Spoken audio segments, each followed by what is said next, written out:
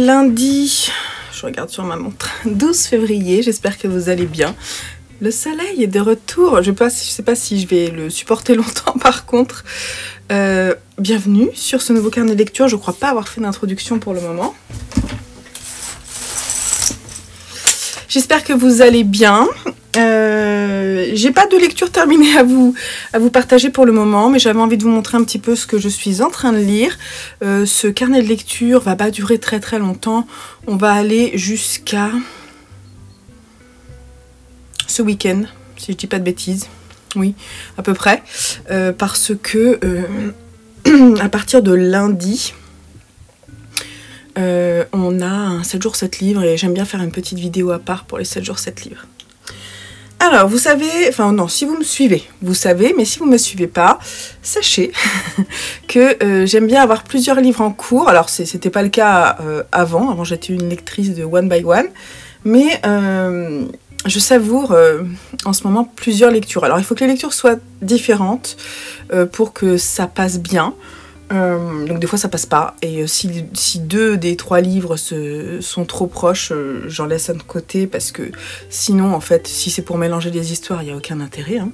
Ce que j'aime bien faire, c'est que je prends un gros roman que je fais courir sur 10-15 jours. D'ailleurs en ce moment on a, je vais vous montrer lequel.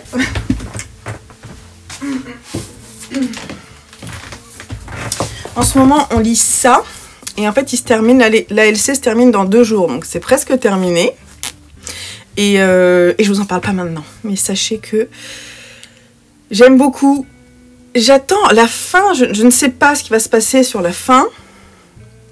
La fin va être importante pour confirmer le coup de cœur. Parce que pour le moment, je savoure, je passe un très bon moment de lecture. J'aime beaucoup les personnages, j'aime beaucoup la façon dont est écrite l'histoire. Je vous en parle dans 2-3 jours. Ensuite, je prends un livre qui fait... Donc celui-ci, c'est un livre qui fait plus de 500 pages. Là, on est sur pas grand-chose de plus, hein, mais on est plus de 500 pages. 510 à peu près. Le second livre, il est presque aussi long. et celui-ci, il fait 470 pages, vous voyez. Et celui-ci, je l'ai sorti parce que, déjà, je voulais le lire dans l'exploration des romans d'amour. Et qui se termine d'ailleurs à la fin du mois, là. Enfin, qui se termine. Je vais continuer à lire des romans d'amour, hein, c'est pas le problème. Mais là, mon exploration de 2 mois où j'appuie un peu se termine. Et en fait, quand je lis cette année, là, pour 2024, quand je lis 10 livres, alors que ce soit roman, graphique, tout ce que vous voulez, le 10e livre que je lis est un livre que je pioche au hasard dans ma pile à lire Livre Addict. Et je suis tombée sur La paupière du jour de la même autrice, mais que j'avais pas forcément prévu de lire tout de suite. Donc j'ai fait un petit switch pour que ce soit celui-ci qui sorte. Donc je suis en train de le lire. Alors sachez que sur les 30 premières pages, je me suis dit, est-ce que je vais le continuer? Et puis là, j'en suis à la page 120, et ça va. Pour le moment, je continue. Je vais pas vous en parler maintenant, d'accord? On en parlera un peu plus, parce que si j'abandonne en plus... non. Mais... je ne sais pas encore si j'adhère vraiment à la plume de l'autrice. C'est son premier roman. Mais on est vraiment dans la romance, là. On est rentré. En fait, au début, il y a un côté un petit peu fantastique. Je vous dirai pas quoi. Vraiment le premier chapitre, voire l'introduction. Et ensuite, on part sur autre chose. Où on est un peu déstabilisé en tant que lecteur. Et après, voilà, là, il y a un rythme qui s'est mis, qui est vraiment une romance, quoi, vraiment, de 2 personnes qui sont attirées l'un par l'autre. Et on suit les 2 personnages, pour le moment plus la jeune femme que le jeune homme, mais le profil du jeune homme est particulièrement intéressant, c'est ce qui fait que je reste, je pense. J'ai envie de savoir qui est ce Charles. Bref, on en reparle, donc je continue. Et je lis aussi un petit roman. Donc ça c'est vraiment, c'est en plus le petit mois, petite lecture. Donc mon objectif aussi dans ma pile à lire à moitié, qui est, l'idée c'est de faire baisser à moitié ma pile à lire, sur une année. Voilà. J'essaie de lire en février 10 livres de moins de 250 pages. Donc je vais faire un 7 jours 7 livres, donc normalement j'en lis 7. Et là j'en ai lu déjà, c'est mon 3e je crois que je lis du mois. Donc c'est La femme de Gilles, de Madeleine Bourdoux, qui est belge. Et j'aime beaucoup. Je suis en train de le terminer, vous avez vu quelques images, là je suis vraiment en train de le terminer. Je vais le finir tout à l'heure parce que là en fait c'est la fin de ma pause déjeuner, donc je vais bosser. Et je vais me refaire une petite pause cet après-midi, je pense, pour le lire. C'est Emmanuel DeVos qui est sur la couverture, donc je pense qu'il a été adapté en film. Et j'aime beaucoup. J'aime beaucoup, comme c'est très court, je vous en parle quand je l'ai terminé.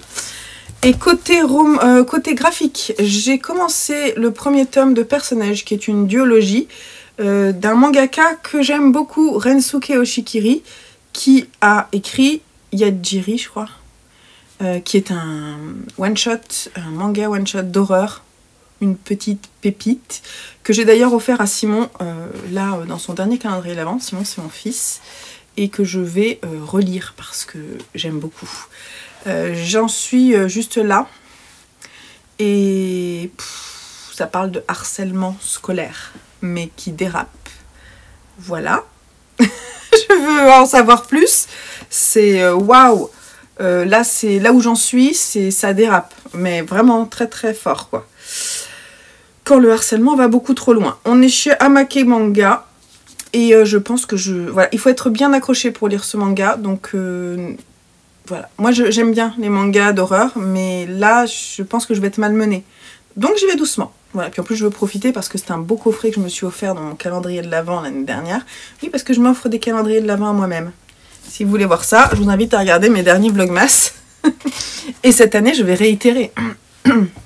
J'ai déjà un livre que je me suis acheté. Je l'ai empaqueté. Et je l'ai trouvé en ressourcerie. Ouais, parce que l'idée, c'est pas de dépenser non plus trop d'argent. La rapia. Bref. Voilà, et sinon je lis. Et ça, je pense que j'aurais peut-être pas fini dans ce carnet de lecture. Je suis en train de lire petit à petit. Donc ça, c'est ma pause de quand je bosse. J'en suis là. Les grandes oubliées. Pourquoi l'histoire a effacé les femmes. Et je vous montre juste que, voilà, je surligne des choses. Je sais pas si vous voyez. Voilà. Je trouve ça extrêmement intéressant. J'apprends beaucoup de choses. Et j'aime beaucoup la façon dont c'est abordé. C'est très très accessible à tout le monde. Je pense que ça peut être lu par des ados sans problème. Et c'est extrêmement intéressant. Et j'aime beaucoup la plume de Titiou Lecoq. Donc voilà, j'ai envie de savoir la suite. Mais j'y vais tranquillou. Parce que je savoure aussi.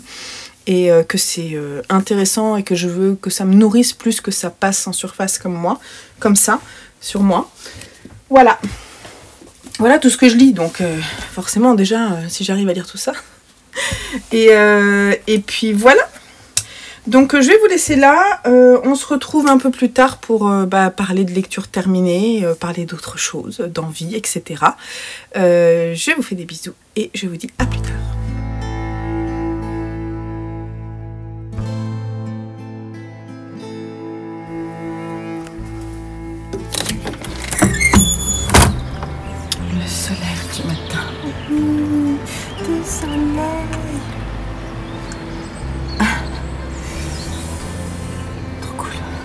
Ça, c'est trop bien. Donc quand on bosse, moi je veux du soleil.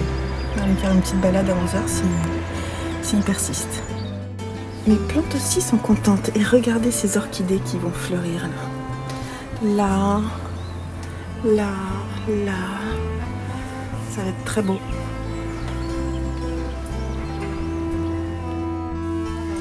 Hello, hello sur la chaîne Lecture, j'espère que vous allez bien. On est jeudi, on est le 15 février et je viens vous parler un petit peu de mes dernières lectures et piocher avec vous la 10e lecture.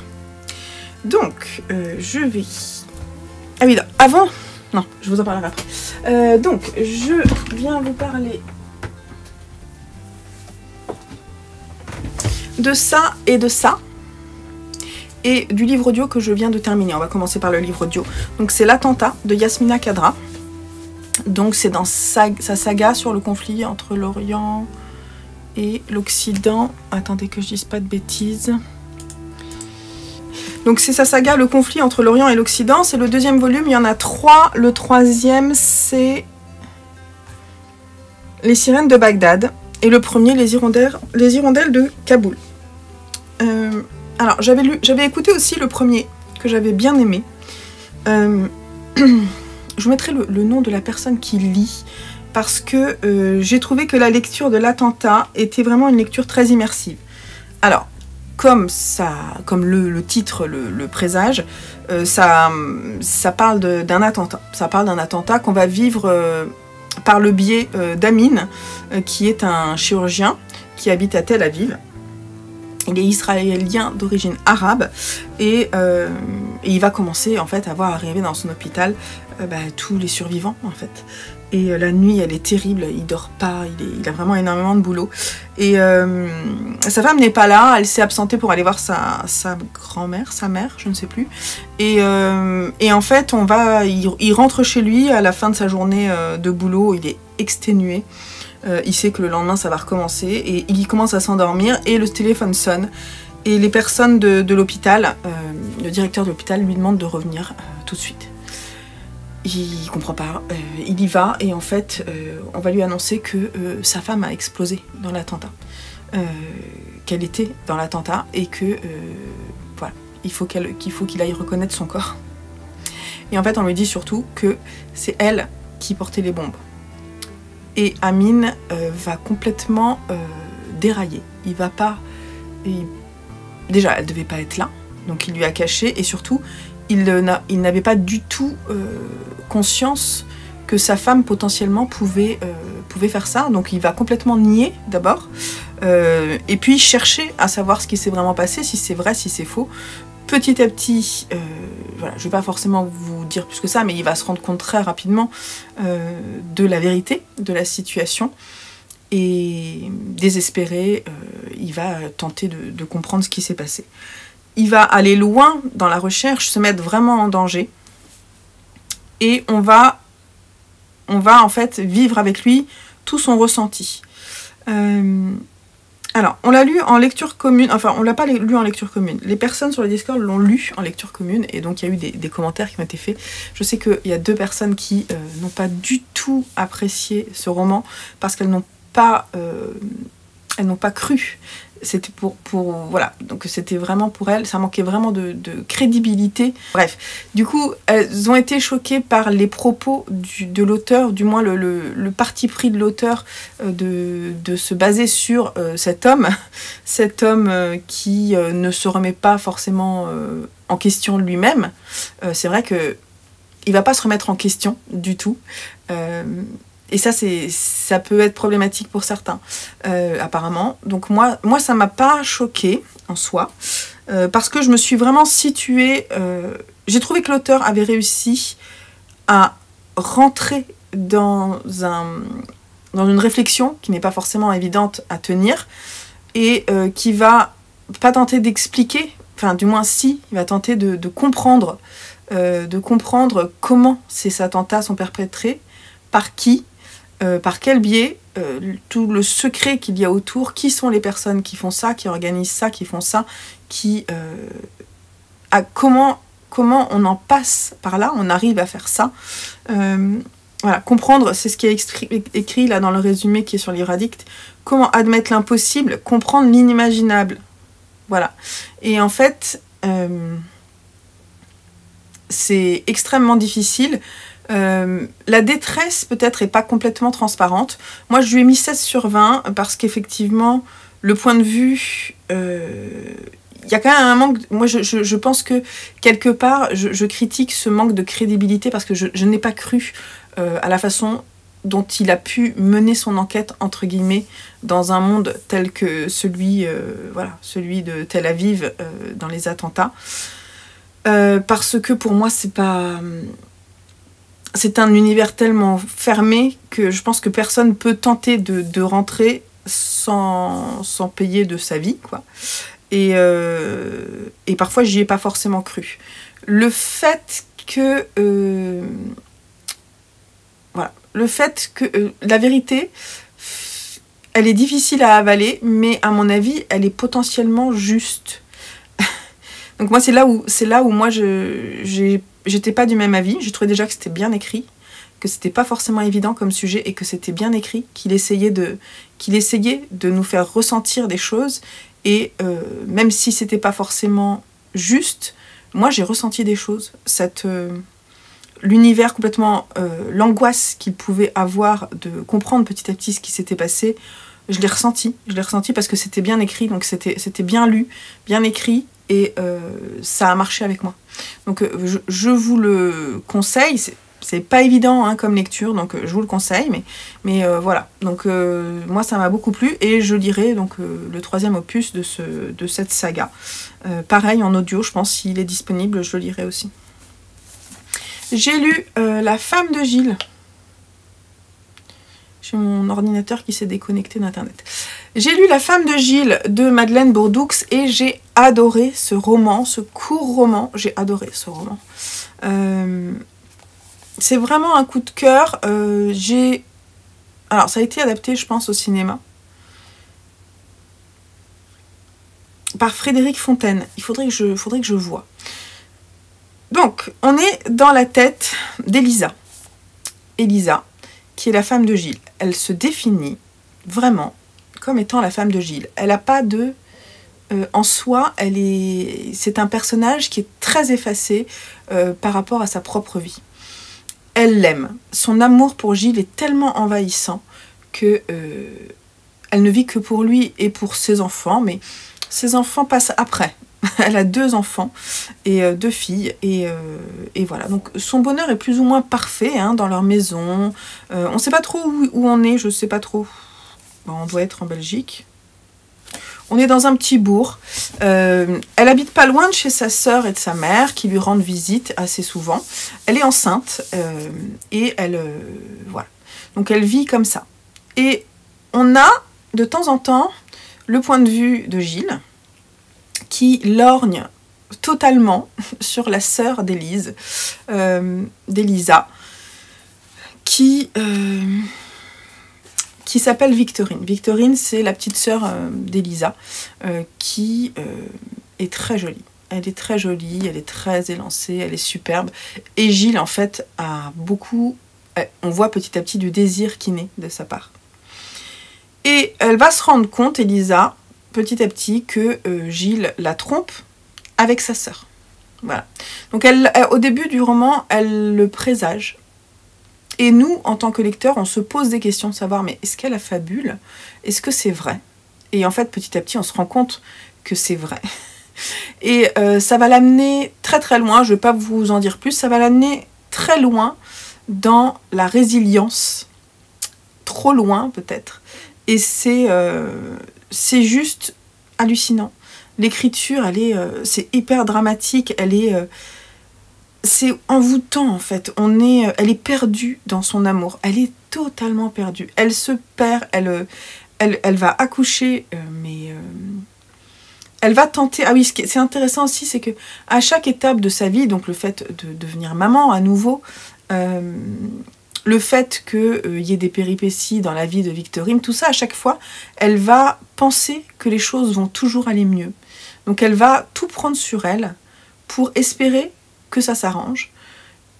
Et voilà. Donc ça, c'est juste hallucinant. Et la façon dont c'est écrit, en tant que lecteur, on pourrait se dire, mais c'est pas possible, mais bouge-toi, fais quelque chose. Et en fait, c'est pas le propos. Le propos, c'est vraiment... ce qui est envahissant, c'est vraiment l'amour qu'elle a pour son homme, quoi. Et nous, en tant que lecteurs, par contre, on le déteste. Hein. Moi, ce Gilles-là, je l'ai détesté. J'ai pas forcément adoré Elisa, hein, mais j'ai détesté Gilles. Alors là, franchement, oh là là, le personnage exécrable, d'une naïveté insupportable. Bref, j'ai adoré ce roman. L'écriture de Madeleine Bourdoux, superbe. Donc je suis très contente. Je vais lire d'autres choses d'elle et je vous le conseille vraiment énormément. Et puis on a fini la lecture commune de Demain et Demain et Demain. Et puis là, je vous l'ai pas dit, mais ça, dans les romans d'amour, ça rentre. De Gabriel Zévin, ici. On est chez Fleuve Édition. Et c'est traduit de l'américain. C'est sorti en 2023, du moins l'édition française est sortie l'année dernière à la rentrée littéraire de septembre. Alors c'est une très bonne lecture. C'est vraiment une très bonne lecture. Je ne sais pas si finalement je catégoriserais ça romance. Alors on est dans l'univers du jeu vidéo. ouais, du jeu vidéo et de la programmation des jeux vidéo. Les deux, il y a deux protagonistes principaux, il y a Sam et Sadie, et il y a un troisième protagoniste qui s'appelle Marx, qui vont créer une société de jeux vidéo, de création de jeux vidéo. Et le sujet donc tourne autour de la relation entre Sam et Sadie, qui se connaissent depuis tout petit. En fait, pour vous raconter un petit peu, vous faire comprendre le type de relation qu'ils ont. Ils se sont rencontrés à l'hôpital quand ils étaient enfants, on dirait une dizaine d'années. Sam, en fait, avait le pied en compote à la suite d'un accident de voiture terrible et il ne parlait plus. Il est devenu muet parce que la situation était terrible. Je vous raconte pas plus que ça parce qu'on ne le raconte pas tout de suite, donc je trouve ça dommage de vous spoiler ça. Et en fait, Sadie, elle vient dans le même hôpital parce que sa sœur est malade. Elle a une maladie mais qui va être soignée. Et en fait, elle va rencontrer Sam qui est en train de jouer à des jeux vidéo pour essayer d'oublier la douleur, tout ça. Et elle va jouer avec lui. Et il va lui parler. Et le personnel de l'hôpital va se dire, bah, c'est super, il a parlé avec toi, est-ce que tu voudrais revenir de temps en temps pour faire en sorte que ça aille mieux? Et donc du coup, elle va dire ok, mais en fait c'est surtout, elle va pas dire ça parce que c'est bien de le faire, elle va vraiment revenir parce que il s'est passé vraiment quelque chose de particulier avec Sam, et en fait ils se sont retrouvés autour des jeux vidéo parce qu'ils partagent exactement la même passion et la même culture en plus du jeu vidéo. Et dès l'enfance, donc du coup, ils vont passer beaucoup de temps ensemble à jouer. Et ils vont se retrouver ensuite à l'université. Leur rencontre d'ailleurs, elle est vraiment rigolote. On passe de Sadie à Sam dans les chapitres, même au cours des chapitres. Et on comprend ce qu'ils pensent, quoi. C'est pas vu d'un protagoniste ou non, c'est vraiment vu de plusieurs personnes. Même les personnages secondaires ont aussi des passages où voilà, on parle d'eux. Donc c'est... Et puis voilà, donc en fait ils vont à l'université, Sam va vivre avec Marx, c'est là qu'ils vont devenir aussi amis. Et en fait Sam va rencontrer Sadie, qui est dans une relation très toxique avec un de ses professeurs de programmation de jeux vidéo. Et en fait, lui, il va découvrir son premier jeu qu'elle crée, et il va trouver ça juste hallucinant en fait, très original, et il va lui proposer de créer un jeu avec elle. Et voilà, donc leur relation amicale, bon, quand ils étaient enfants, elle s'est bien passée, puis après il y a eu quelque chose qui a fait que ça s'est pas bien passé, ils s'en voulaient. Ensuite ils vont se retrouver à l'université, et puis voilà, leurs vies sont étroitement liées très très rapidement d'un point de vue personnel et professionnel. Et on va les voir évoluer comme ça pendant tout le livre.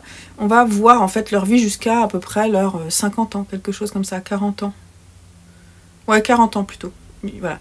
Et voilà, donc c'est un roman qui parle d'amour. Ça parle d'amour, c'est sûr. J'ai trouvé que c'était... Alors c'est très bien écrit parce que c'est très immersif. On est tout de suite... j'ai trouvé des personnages très attendrissants, très intéressants, extrêmement intelligents et novateurs. Le fait que ce soit dans un milieu de jeux vidéo, j'ai trouvé ça aussi super intéressant. Je sais pas si la narratrice connaît bien, mais apparemment elle a l'air. Et moi c'est moins ma cam, mais bon après je connaissais, ils parlent de Donkey Kong, de Mario Kart, des trucs comme ça. Mais voilà, et puis alors ils expliquent vraiment ce qu'ils font dans leurs jeux vidéo. Et souvent c'est très inspiré de leur vie réelle, et je trouve ça vachement intéressant. Voilà. Après, leur histoire à Sam et Sadie n'est pas l'histoire principale de ce roman. Pour moi c'est vraiment un roman sur la vie, et notamment le travail. Pardon.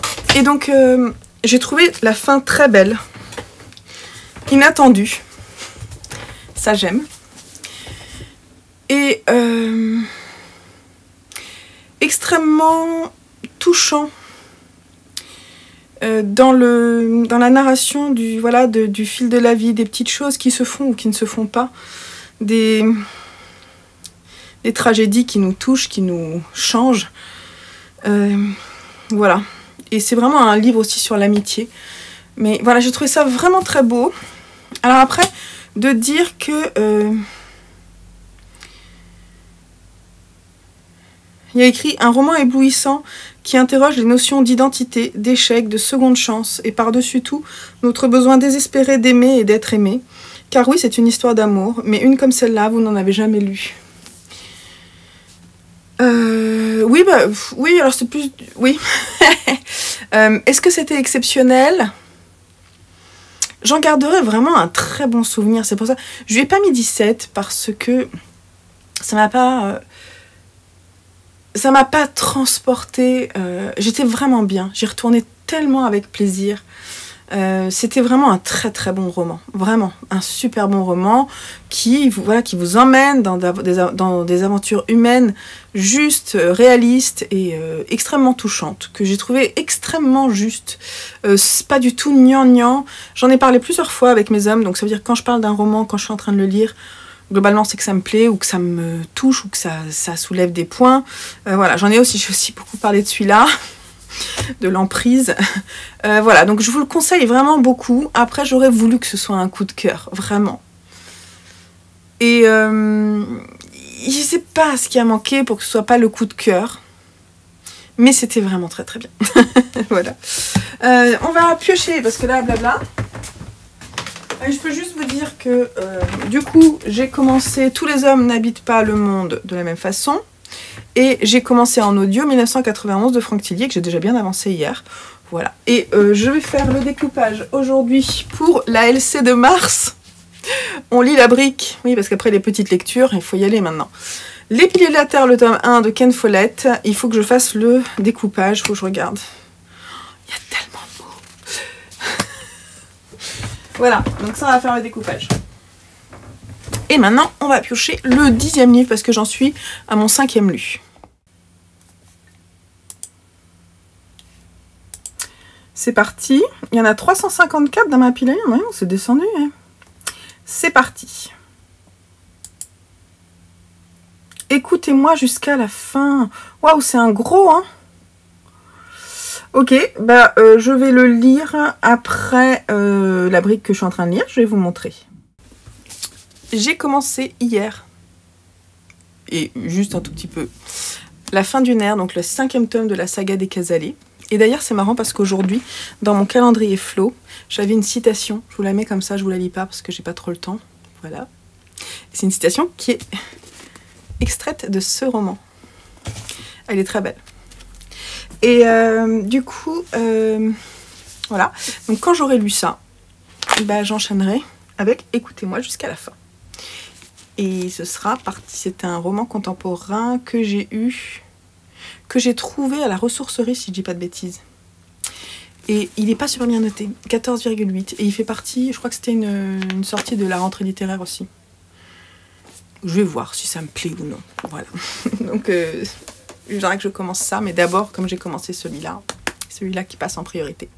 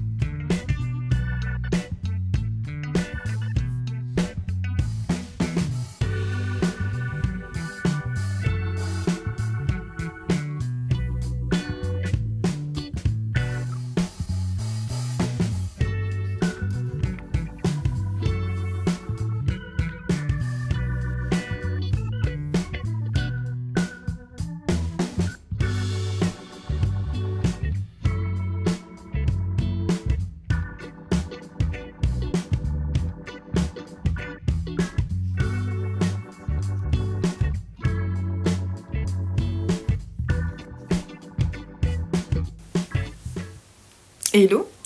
Alors, on est samedi, il est, je pense, presque... Quelle heure est-il? Alexa, quelle heure est-il? Il est 17h46. Ah ouais, en fait. Passez une excellente soirée. Ok. Donc, il est 10h46, il fait pas totalement nuit. Oui, les jours s'allongent, c'est trop cool. Donc, je voulais vous faire un petit point lecture et vous expliquer ce qui va se passer. Je suis désolée, je suis mal sapée parce qu'en fait, je viens d'essayer un pull que je viens de terminer. Et pour la prochaine vidéo qui va sortir sur ma chaîne créative. Et voilà, je sais pas trop quoi faire de ma tête. Mes cheveux, je les ai tressés parce que j'avais envie. Donc, je suis un peu fatiguée. J'ai fait pas mal de trucs ce matin. Et cet après-midi, là, j'avoue, j'ai un coup de barre et j'ai pas assez dormi. Je me suis réveillée très tôt, genre à 5 h. Et du coup, là, 12 heures après et plus, j'accuse un peu le coup. Alors, lundi commence un 7 jours 7 livres qui va faire l'objet d'une vidéo à part. Et ce que je voudrais là, c'est avancer mes livres au maximum pour n'avoir plus que 1 ou 2 livres en cours. Alors, je vais quand même vous expliquer.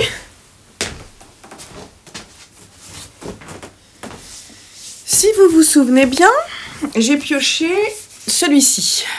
N'écoutez pas jusqu'à la fin de Tess Gunty, qui est sorti chez Gallmeister pour la rentrée littéraire, ou du moins, non pas la rentrée littéraire, mais celle de février de 2023. Donc, c'est un roman qui est quand même très long, puisqu'il fait plus de 500 pages. Voilà, il n'a pas l'air comme ça, mais il est long. Et en livre long, j'ai commencé celui-ci. J'en suis, je dirais, au quart. Et je veux vraiment le lire sur février. Donc, l'idéal, ça serait d'avoir celui-ci et celui-ci en lecture au long cours en même temps. Voilà. Donc ça, c'est ce que je voudrais. Donc, ce que je vais faire, c'est qu'en fait, pour le moment, je vais les mettre en stand-by parce que j'ai 2 romans encore à lire que j'aimerais terminer ce week-end. Donc, j'ai Tous les hommes n'habitent pas le monde de la même façon de Jean-Paul Dubois aux éditions de l'Olivier. Qui est bien avancée. J'ai encore 2 sections à lire, donc là j'aimerais, en fait j'étais en train de la lire, donc je fais une petite pause pour vous prendre avant qu'il n'y ait plus de lumière du tout, c'est déjà le cas, mais c'est pas grave. Donc j'aimerais le commencer, le commencer, je l'ai déjà commencé. J'aimerais le terminer, donc l'avancer là, finir ma section et le terminer demain. Et j'ai aussi Miel et vin de Myriam Chirous, édité chez Libretto. J'adore cette couverture, est superbe. C'est une petite... c'est une romance. Une romance que j'apprécie, qui a quelques défauts, mais dont je vous parlerai à la fin, mais qui est franchement pas mal faite. C'est une romance historique. Et voilà, j'aimerais bien le terminer, ça se lit vraiment très bien. Donc en fait, j'ai encore 2 sections à lire. Donc dans l'idéal, j'aimerais finir mes avant-dernières sections ce soir et demain finir mes sections et du coup commencer ces 2-là. L'idée c'est... Ah, faut que j'arrête de dire c'est embêtant. L'idée c'est de faire des petites avancées tout en faisant mon 7 jours 7 livres. Donc en fait, on en parlera sur la prochaine vidéo. J'ai aussi un recueil de poèmes en cours qui serait bien que j'avance. J'ai lu la moitié, un peu plus. Et j'ai lu 2... Ah oui, non, je vous ai pas parlé de... Faut que je vienne vous parler de 3 graphiques. Donc on va en parler. Donc déjà, j'ai lu Le Personnage, l'intégrale, le coffret collector, ici.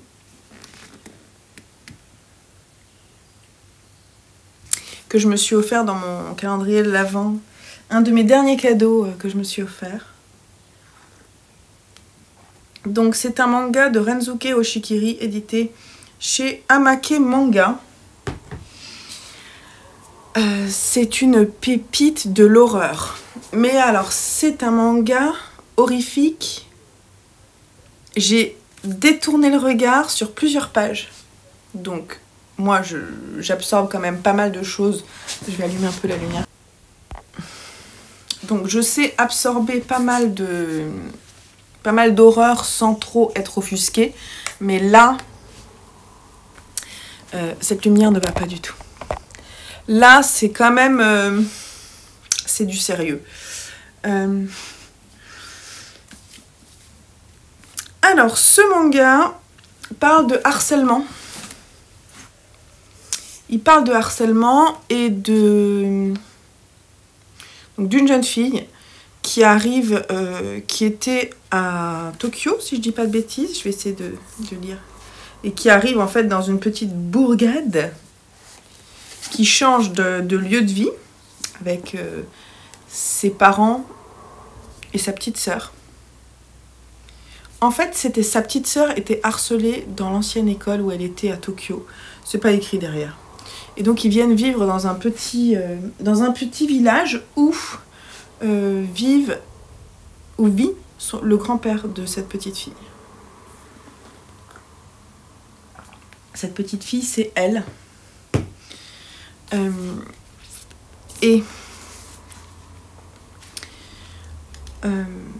Quand elle va arriver dans son nouveau lycée, parce qu'elle a 15 ans, quelque chose comme ça, elle va en fait être harcelée violemment et traitée de tous les noms par sa différence. Mais ça va aller très très loin. Ça va aller très très loin, beaucoup trop loin. On va comprendre petit à petit toutes les subtilités pourquoi, puisqu'on va attenter à sa vie et à celle de ses proches, pourquoi les personnes de sa classe lui en veulent, pourquoi ils sont devenus comme ça, chacun l'un après l'autre. Donc on s'attarde vraiment sur tous les personnages. C'est un manga, c'est une duologie, mais les mangas sont longs. Je les ai lus en plusieurs fois parce que c'est vraiment long. Même s'il n'y a pas énormément de texte, ça se lit doucement parce qu'en plus il faut le digérer, c'est pas forcément évident à lire. C'est terrible. En fait, on va attenter à la vie de ses proches et elle va être complètement transformée, quoi. Épaulée par un jeune garçon qui l'apprécie fortement, qui va En fait, pourquoi ça s'appelle le personnage? Parce que ce jeune garçon qui tombe amoureux d'elle, je vais essayer de vous le montrer, c'est lui. Donc ce jeune garçon, en fait,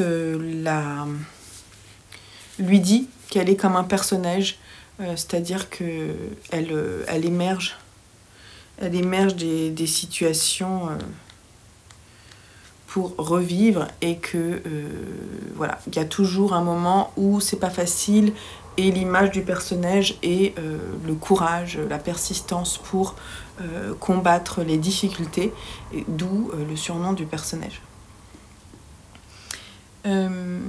Voilà, il y a une relation amoureuse entre guillemets qui n'est pas forcément évidente. C'est pas facile, hein, c'est dur. Mais alors c'est coup de poing et c'est extrêmement violent. Mais c'est en même temps c'est assez terrible parce que même les personnages secondaires qui attentent et qui sont violents, on comprend d'où cette violence elle vient en fait. Souvent c'est des familles qui sont toxiques, des enfants qui se sentent pas forcément aimés ou appréciés à leur juste valeur. Bref, ça explore le sujet du harcèlement et dans les moindres détails et c'était passionnant. C'est la personne qui a fait le manga Yakuri, je vous mets là ici, que j'ai aussi beaucoup aimé, mais j'ai vraiment... je dirais que j'ai préféré ce one shot, mais quand même c'était impressionnant, puis les dessins ils sont juste fous quoi. Donc c'est vraiment une personne à suivre, Rensuke Oshikiri. Je vous le conseille si vous aimez l'horreur, mais pas que, c'est-à-dire que c'est pas juste dégueulasse, mais par contre c'est quand même dégueulasse, hein. C'est quand même bien trash, donc allez-y doucement. Mais je vous le conseille quand même, moi j'ai vraiment beaucoup apprécié, c'est une pépite de manga. J'ai lu Le voyage de Shuna de Hayao Miyazaki, édité chez Sarbacane. une petite pépite, messieurs, dames. Donc en fait, cette histoire... Alors cette histoire, je vais vous dire, c'est pas un manga. C'est un... C'est écrit là. C'est pas un manga, c'est un Emonogatari. Bref, un roman graphique en japonais. Parce que je vous montre un peu la forme. Donc on est sur des grandes planches d'aquarelle, comme ça, avec le texte qui est sur... Voilà. Donc on a un récit, en fait, qui est narré. Il n'y a pas de dialogue. C'est très très rare. Quand il y a des dialogues, il y a des bulles. Enfin, c'est vraiment... Ils sont très peu nombreux, les dialogues. C'est vraiment très narratif. Et c'est précurseur, en fait, de toute l'œuvre de Miyazaki. Et on retrouve... Alors moi, j'ai trouvé ça hallucinant On retrouve vraiment les univers, notamment celui de Nausicaa, selon moi. Les mêmes animaux, là, je ne sais plus comment ils s'appellent. Les Yakuru. Et regardez, moi, je trouve que le personnage principal, donc Shuna, ressemble énormément à Nausicaa. Et d'ailleurs, on retrouve après, il y a le personnage d'une jeune fille et de sa sœur. Et là, on retrouve vraiment les traits qu'il utilise pour les personnages féminins, notamment le château dans le ciel. Enfin, vraiment, on retrouve vraiment les traits caractéristiques de ces dessins.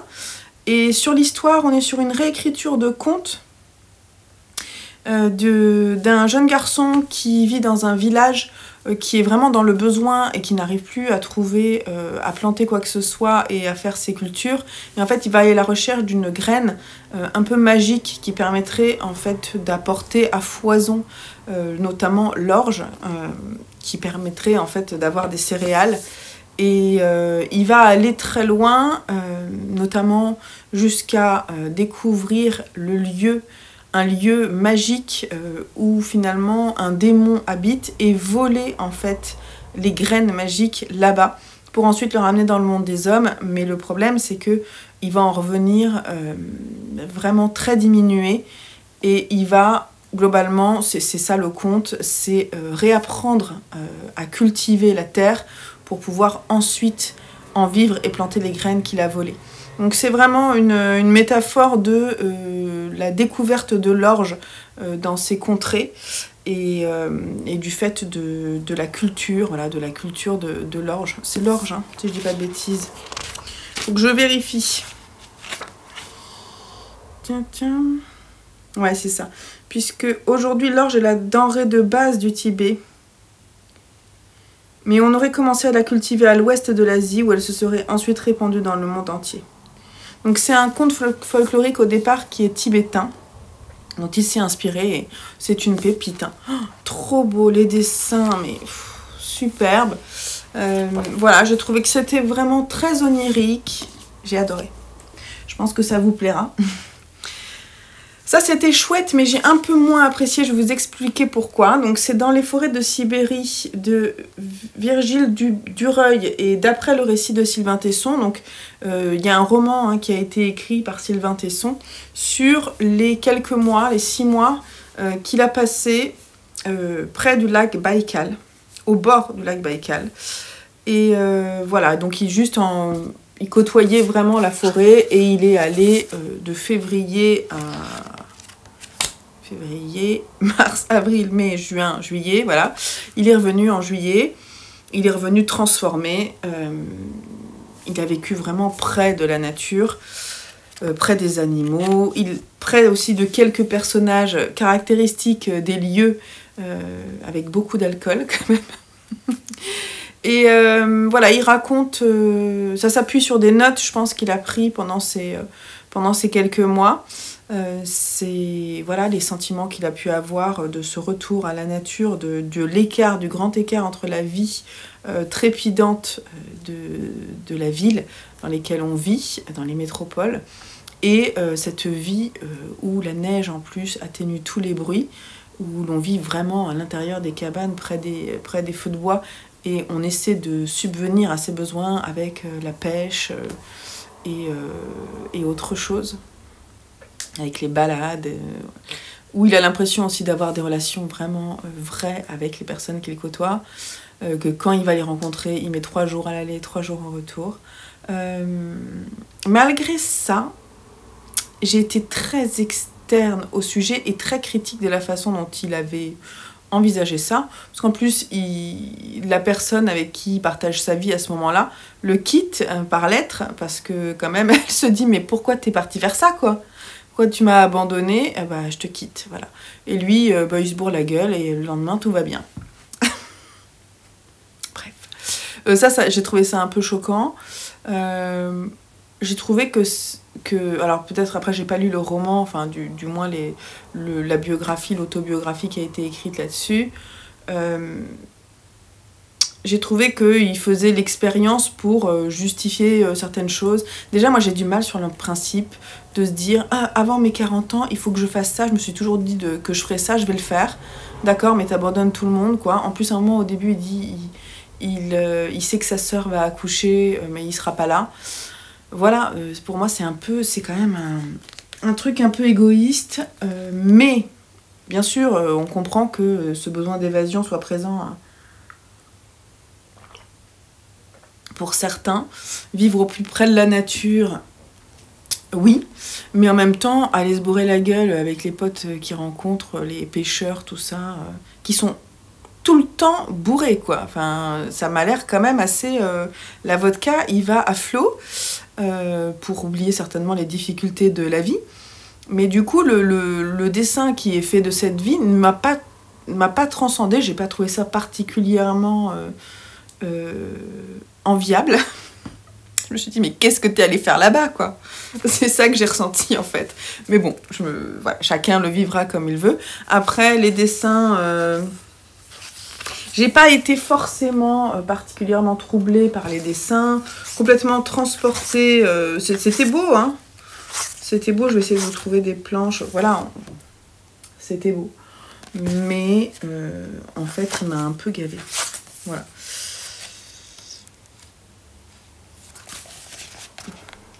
J'ai pas trouvé ça, j'ai pas été particulièrement touchée ni par les dessins, ni par l'expérience, ni par, en plus la façon dont c'est narré. Il y a vraiment une distance s'est mise. Le fait de dire, je sais pas, voilà, par exemple, ce matin, je graisse l'arme laissée par Sergueï. C'est un pistolet à fusée, comme on utilise les marins en détresse. Je n'ai pas de fusil et ne chasserai pas. Aime-t-on que l'étranger vous agresse ? Voilà. Mon autre arme est un poignard fabriqué en Tchétchénie, un beau couteau au manche de bois. Il ne me quitte pas la journée. Voilà, en fait c'est très factuel, et en fait trop à mon goût, je trouve que... Et puis alors du coup, quand il va dire des choses un petit peu personnelles, je trouve que c'est souvent facile. Ah, c'est moche de dire ça. C'est un peu facile. Et du coup, bah, j'ai pas été touchée particulièrement. Bref. Voilà, donc c'était pas mal, mais pas inoubliable.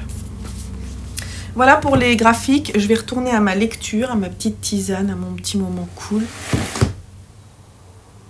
Voilà, ça ira pas plus bas. Et ensuite, petite soirée tranquillou.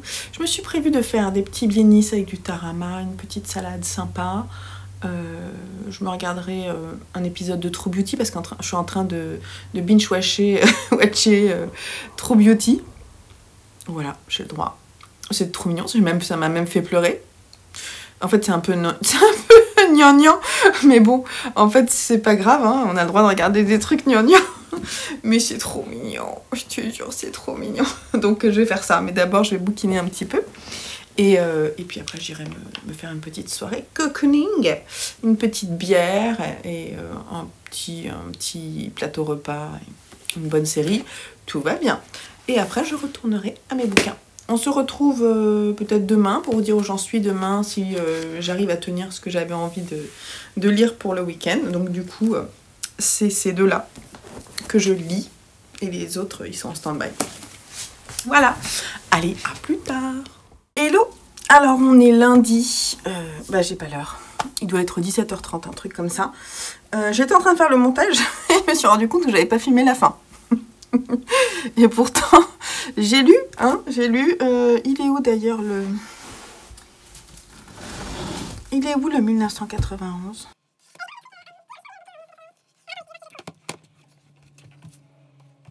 Trouvé. Alors, j'ai lu. Finalement, je devais finir 2 livres. J'en ai lu 4. Bah oui, en même temps, je suis toute seule, donc je bouquine. Déjà, finalement, j'ai vraiment dégommé celui-là en audio. Donc, c'est la première enquête de Franck Charcot, 1991 de Franck Tillier, édité ici chez Pocket, et moi, je l'ai écouté en audio. Je vais pas en parler des heures.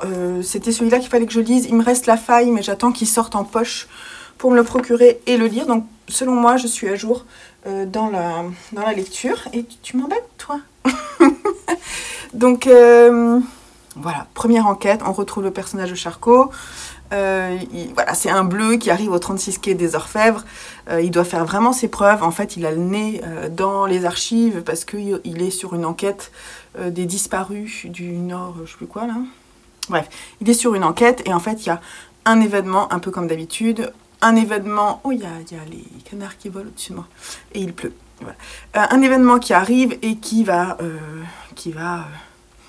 faire découler d'autres enquêtes. Et d'abord, on lui demande d'aller faire du porte-à-porte. Et petit à petit, on se rend compte qu'il est largement malin, bien plus malin que d'autres, et qu'il a l'esprit de déduction. Et voilà, il va faire vite sa place. Et puis, on va rapidement le surnommer Shark. Voilà. Donc, il met pas les pieds où il faut. C'est vraiment à l'image de Franck Charcot. Ce roman-là, il l'a écrit au moment du confinement et je crois que ça lui a fait du bien de l'écrire, Franck Tillier. Il le dit en note à la fin. Et on sent vraiment qu'il a pris plaisir à l'écrire et à revenir dans cette période où il n'y avait pas tout internet et voilà, et qu'il fallait faire des recherches dans des archives papier, des choses comme ça. Et voilà, donc ça, on le sent, tout ça. Malgré tout, j'ai pas trouvé que c'était le meilleur. Moi, j'aime beaucoup la relation qu'il tisse avec Lucienne Bell. Là, on le voit en fait avec sa précédente femme avant qu'il soit marié et qu'il ait des enfants. Donc c'est le tout début de leur relation. Et c'est plutôt sympa. Mais c'est pas... voilà. Je trouvais que justement, il manquait peut-être... Enfin, moi, ce que j'aime, c'est dire que le côté humain était moins présent dans cette enquête-là. Et moi, c'est ce que j'aime en fait. J'aime retrouver ça. J'aime m'attacher au personnage. Sinon, voilà. Et après, en plus, l'enquête... mais un peu passé dessus. Je trouvais qu'on passait du coq à l'âne et qu'on sautait pour arriver finalement à une déduction que j'ai trouvée un peu farfelue. Voilà, donc c'est pas le meilleur. Je lui ai mis 15 sur 20. Mais voilà, Franck Tillier, je passe quand même toujours un bon moment d'écoute. Et c'était le narrateur que j'aime bien. Donc c'était cool. Je vous le conseille quand même. Hein. C'est un bon polar... Voilà, pour moi, je trouve que c'est une bonne référence. Je suis contente de pouvoir aller voir d'autres choses qu'il a pu écrire en dehors de la saga Charcot & Bell.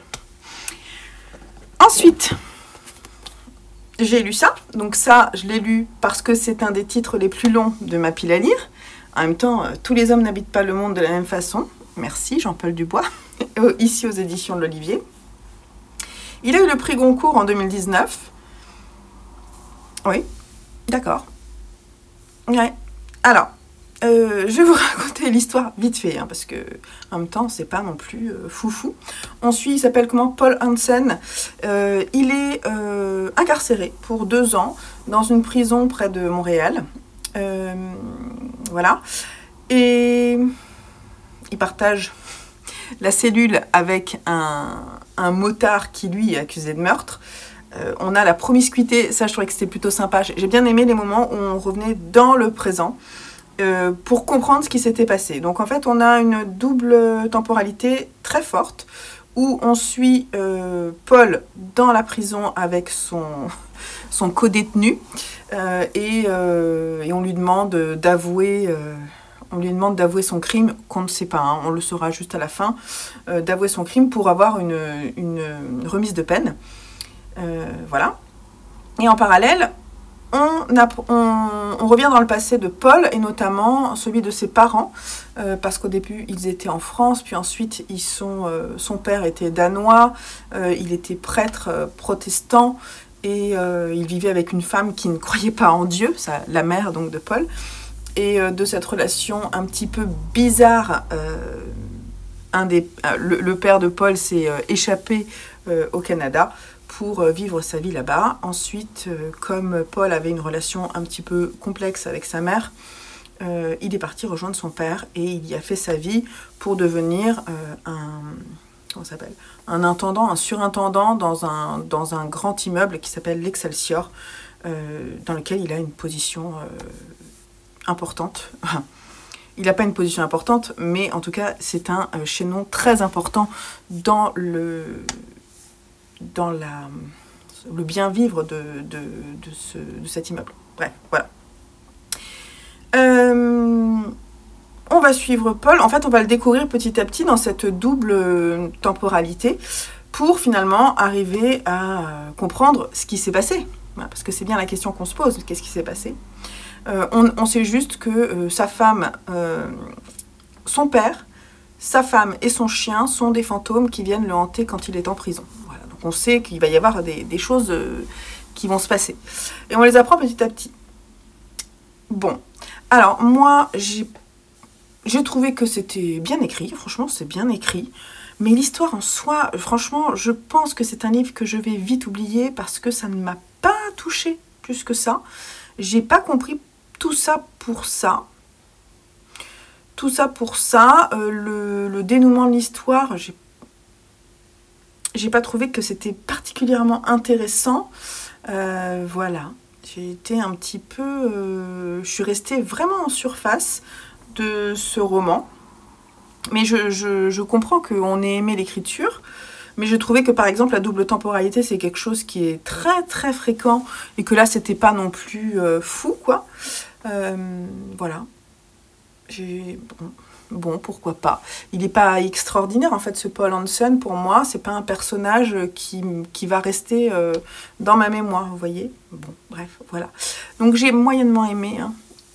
J'ai mis 14 ou 15, je sais plus. On passe à Miel et vin de Myriam Chirous, édité chez Libretto, dans cette incroyable couverture, superbe couverture. Alors, donc, une romance historique qui se passe au moment de la Révolution française, un petit peu avant et après. On va suivre, donc je vous disais, il y a une introduction. L'introduction, je peux vous dire, ça se passe en 2 pages.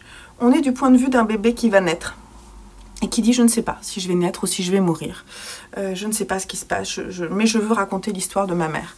Et donc, il ou elle va raconter, ce bébé va raconter l'histoire de sa mère. Sa mère, c'est Judith. Voilà, donc on va pas savoir tout de suite. Bref, l'introduction, c'est ça, c'est ce bébé. Ensuite, le premier chapitre, que je vais rien vous spoiler parce que ça arrive très vite.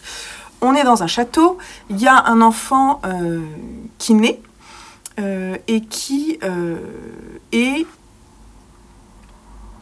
On va tout de suite dire que c'est l'enfant du diable parce que depuis sa naissance, il ne se passe que des choses terribles là où il habite.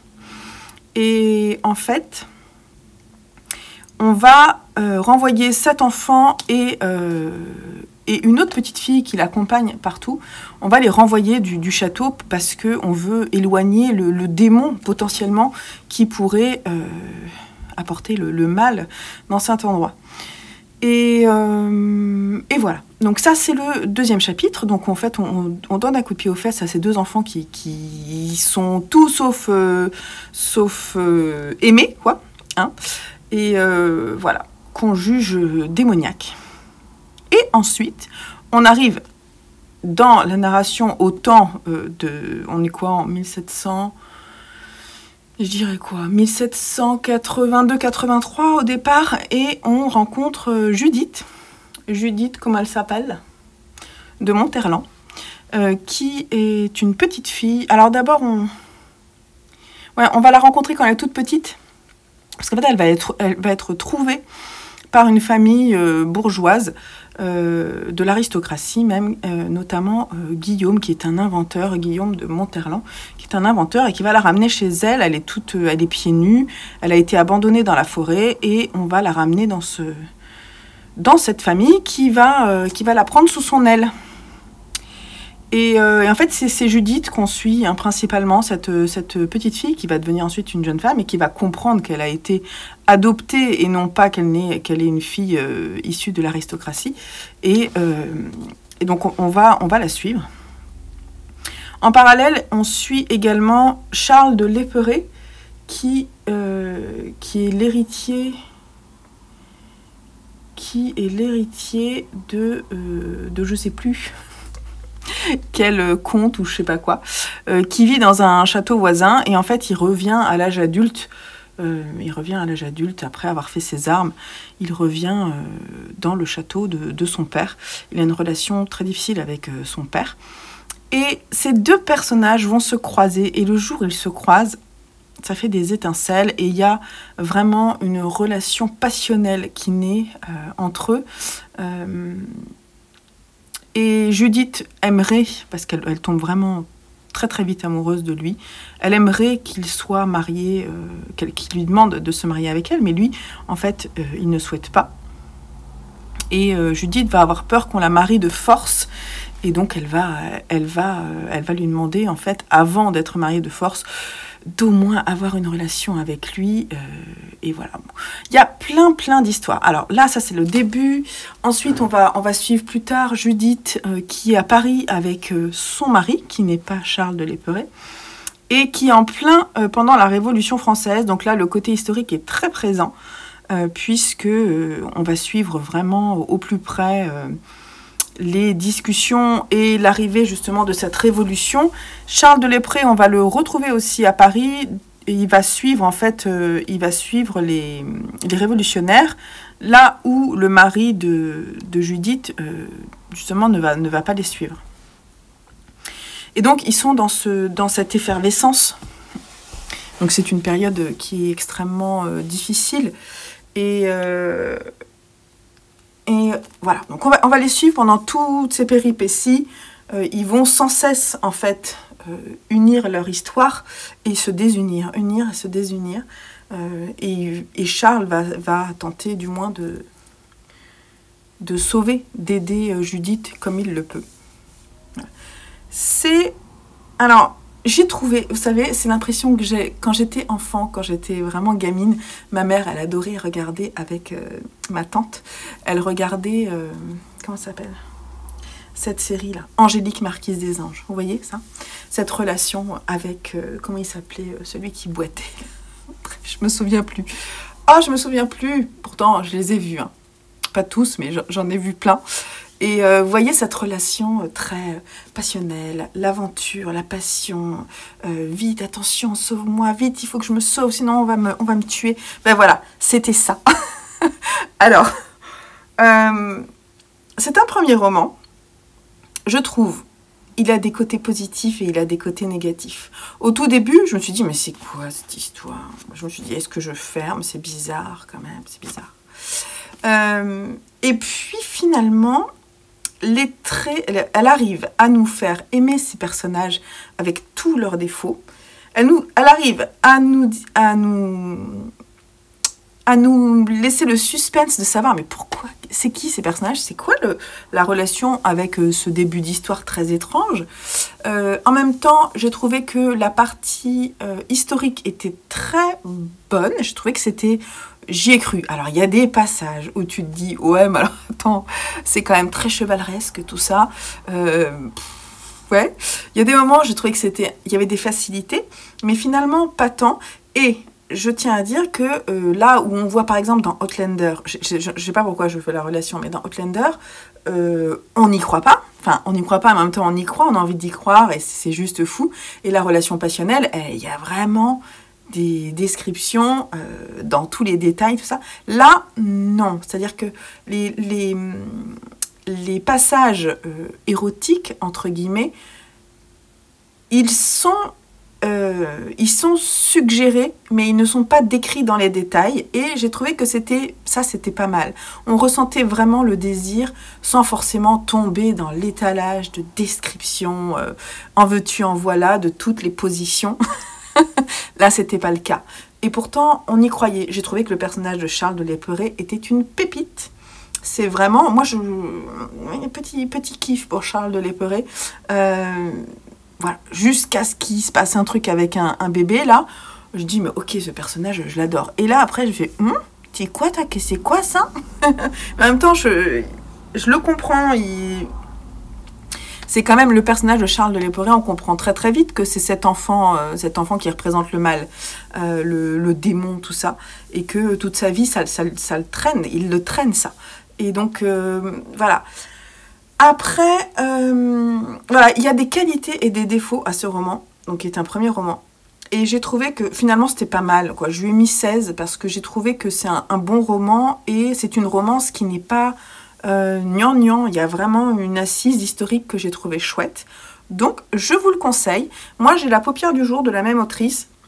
J'irai lire ce qu'il en est. Parce que au début je me suis dit non, j'irai pas lire.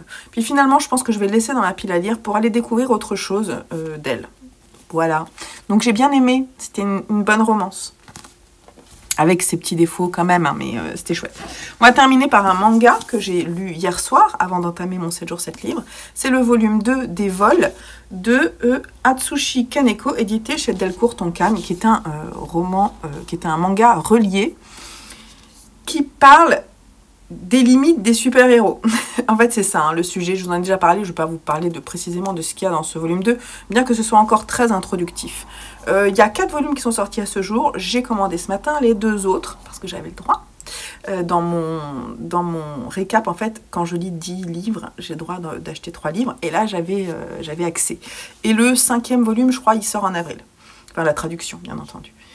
Lui là, c'est un super-héros qui règne, qui est sous l'emprise du maire de je sais pas quelle ville, je sais pas, on est à Tokyo peut-être, et il fait pas que des choses bien, ce super-héros. Les super-héros, dès le départ, on se dit, oh, toi t'es quand même, genre t'es pas cool, on sent que t'es pas gentil, quoi, foncièrement. Et parallèlement à ça, dans un endroit, on va dire, dans un centre d'aide pour jeunes enfants en dérive, il y a 3 personnages qui ont tenté au même moment de se suicider et qui se retrouvent dans ce centre et ils découvrent qu'ils ont des petits super pouvoirs. Il y en a un, lorsqu'il appuie avec son doigt, il fait des trous dans n'importe quelle surface. Il y en a une qui amène le feu et l'autre qui peut voler. Et avec ces super pouvoirs, qu'ils n'ont pas forcément envie d'utiliser, mais qui arrivent sans savoir pourquoi, ils décident de faire le mal dans le monde, et non pas le bien. Le problème, c'est que le bien qui est représenté par ceux-là qui sont foncièrement pas bien, pas bons, finalement, on attend beaucoup de choses, enfin moi, de mon côté, en tant que lecteur, j'attends beaucoup de choses de ces révoltés, entre guillemets, de ces jeunes un peu à la dérive.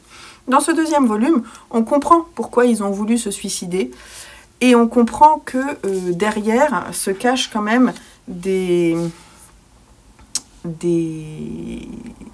choses qui ne sont pas acceptées par la société, notamment les différences de genre ou le fait d'être malmené par ses parents physiquement. Voilà, il y a des choses qui sont louches en fait et qui, petit à petit, nous donnent des clés pour comprendre les personnages. C'est pour ça que j'ai envie de lire la suite parce que j'attends beaucoup de ce manga. Je trouve, alors pour vous montrer le type de dessin, on est sur des dessins comme ça qui sont très simples. Mais moi j'aime bien les personnages, ce personnage-là, là je l'aime bien. On le voit pas trop, on l'aperçoit, mais ils ont des dégaines. Je vous montre. Ça, c'est le même gamin que je vous ai montré, mais c'est quand il se sent pas bien dans sa peau, il prend cette forme-là. Bref, j'ai trouvé, en fait, il y a un peu d'humour, en même temps c'est décalé, c'est de l'anti-héros, et c'est vraiment ce que j'aime bien. Donc j'ai envie de savoir la suite. Voilà, et on termine ce carnet de lecture avec ça. Maintenant, je vais ajouter cette petite séquence à la fin, Et c'est parti, on va essayer de la sortir ce soir. Je vous fais des gros bisous. Moi, j'ai entamé ce matin mon 7 jours 7 livres, mais là, à l'heure qu'il est, j'ai lu sur 200 pages, j'en ai lu 40, donc il va falloir que je m'y mette. Je vous fais des gros bisous. On se retrouve très vite pour une prochaine vidéo. D'ailleurs, ce week-end, j'ai rangé et nettoyé mes bibliothèques et il y a une petite vidéo qui devrait pas tarder à arriver pour vous montrer le nouvel agencement. Voilà, allez, des bisous. Bye bye.